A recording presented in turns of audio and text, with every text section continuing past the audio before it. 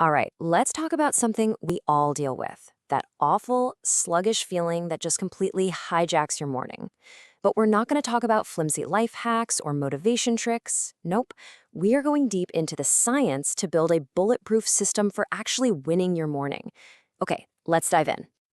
Does this sound familiar? The alarm blares, and it feels like you're trying to move through concrete. You hit snooze, you finally drag yourself out of bed, and those first couple of hours, they're just a complete blur of brain fog and zero motivation.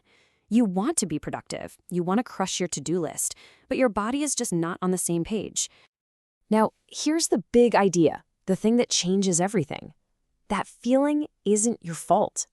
Seriously, that morning laziness isn't some kind of character flaw. It's a biological signal. It's your body screaming that your internal systems are out of sync with what you're trying to do. So let's fix that. First things first, we have to completely reframe the problem. Forget the word laziness. The real issue here is misalignment, and it all comes down to your body's hidden internal clock. See, inside you, right this second, there's a master clock ticking away. It's telling your body when to sleep, when to wake up, and when to feel alert and focused. Understanding this clock is the absolute key to taking back control. And this master clock has a name. It's your circadian rhythm. Just think of it like your body's own internal operating system, running on a roughly 24-hour cycle. And the most powerful thing that sets this clock, the master command, if you will, is light. Light tells your brain, hey, it's morning, time to get sharp, or, okay, it's getting dark, time to power down. When your schedule fights against this rhythm, that's when you feel that awful grogginess. And this just lays it all out perfectly. Let's say you're currently waking up around 8 a.m., but your goal is to be up and running by 5:30 a.m. That is a massive 2.5-hour shift. Just trying to force yourself to wake up earlier is never going to work. You have to move the entire clock. So, how in the world do we do that? Well, here's the secret. Winning your morning actually starts the night before. You cannot win the battle at 5 a.m. if you've already lost the war at 10 p.m. So we're going to use a really strategic 5-day plan to reset your clock without all the pain and suffering of severe sleep deprivation. You don't just jump straight to 5:30 a.m. That is a recipe for absolute failure. Instead, you ease into it. For the first 2 days, you just move your wake-up time and your bedtime up by 1 hour. The next 2 days, you do it again. Then by day 5, you make that final little adjustment. This gradual shift gives your biology a chance to actually adapt and catch up. So, how do you lock in this new schedule? Simple. The second your alarm goes off, you get 30 minutes of bright, natural light. Go outside, sit by a big window, whatever it takes. This light hits your eyes and sends this incredibly powerful signal to your brain's master clock that says, the day has officially started right now. This is what literally pulls your entire rhythm earlier. But here's the other side of the coin, and honestly, this is where almost everyone messes up. Light exposure in the evening does the exact opposite. It pushes your clock later. It's basically telling your brain, hey, it's not time for bed yet, which makes it so much harder to fall asleep early and then, of course, wake up early. And get this, bright evening light, especially the kind from our screens, can delay your body clock by up to 2 hours. That's insane. That quick 30 minutes of scrolling through your phone in bed can completely wipe out all the hard work you did that morning. It's a biological tug of war that you just cannot win. This is exactly why the evening darkness protocol is completely non-negotiable. 1 hour before bed, all screens go off, period. 2 hours before bed, you dim the lights in your house. Think of it like you're creating an artificial sunset inside. This is what allows your brain to start producing melatonin, the hormone that basically yells, it's time for sleep. This is the single most critical step to lock in that new, earlier schedule. All right, on to our next section, the engine of alertness.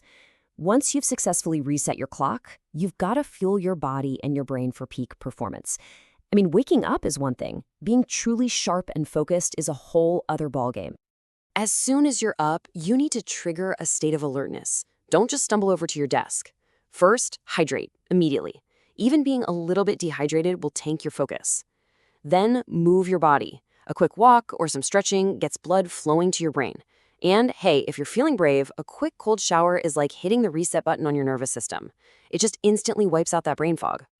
And of course, you need the right fuel. Forget about sugary cereals that are just going to lead to a crash an hour later.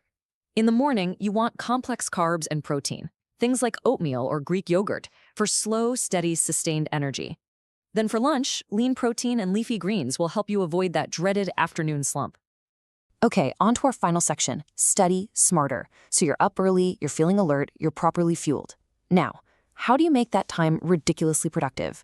It's not just about having more time, it's about the quality of your focus during that time. A fantastic way to structure this is with the Pomodoro technique. It's so simple, 25 minutes of intense, heads-down, single-task focus. Then you take a 5-minute active break. Get up, stretch, walk around, just don't scroll on your phone. This structure resets your focus and basically trains your brain to work in these powerful little sprints, which is way more effective than a long, draining marathon session. And for really deep learning, you have to try the Feynman technique. This is so powerful. You just take a complex idea and try to explain it in the simplest terms you can, like you were teaching it to a little kid. The moments you get stuck or you have to use complicated jargon, bam, those are the exact gaps in your understanding. It forces you to actually learn the material, not just memorize it. And when you make mistakes, because you will, we all do, don't just look at the right answer and move on. You've got to analyze your errors. Was it a conceptual gap? A simple calculation error? Did you just misread the question? When you start categorizing your mistakes, every single error becomes a super targeted lesson on exactly what you need to fix. So let's bring this all together. This isn't just a bunch of random tips. It's a whole integrated system. First, you shift your biological clock using light as your tool. Second, you prime your body for alertness with hydration, movement, and the right food. Third, you structure your focus time for peak intensity. And fourth, you create a feedback loop so you're constantly learning from your mistakes. So here's the real takeaway. Stop fighting your body and start working with it. That morning laziness isn't a sign that you're broken, it's a sign that your strategy is broken. The real question has nothing to do with your willpower. It's about your willingness to finally use an approach that's aligned with your own biology. So, are you ready?